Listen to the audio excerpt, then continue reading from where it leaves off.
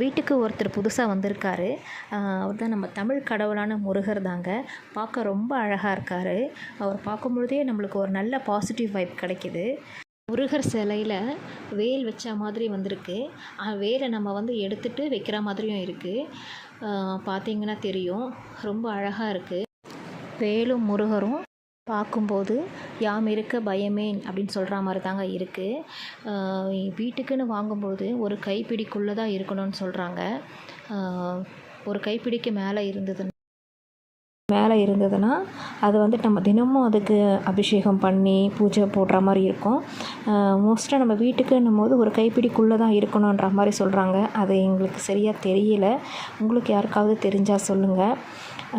முருகர் சிலையும் ஏற்கனவே விநாயகர் சிலையும் வீட்டில் இருக்குது. 2 பேருக்கும் ஒரே மனையில் வச்சு பூஜை பண்ணுவாங்க. பார்க்குறதுக்கு ரொம்ப அழகாக இருக்குது முருகர் சிலை. நீங்கள் இதில் பார்த்தீங்கன்னா தெரியும். அதே மாதிரி விநாயகர் சிலையும் இருக்குது வீட்டில். 2 பேரையும் ஒன்றா வச்சு தான் சாமி கும்பிடுவாங்க. இந்த முருகர் சிலை மட்டும் நம்மளுக்கு வீட்டில் வச்சு சாமி கும்பிடும்போது, வீட்டுக்குன்னு வாங்கும்போது அது ஒரு கைப்பிடிக்குள்ளே இருக்கணுமா இல்லை அதுக்கு மேலே இருக்கணுமான்னு மட்டும் நீங்கள் சொல்லுங்கள்.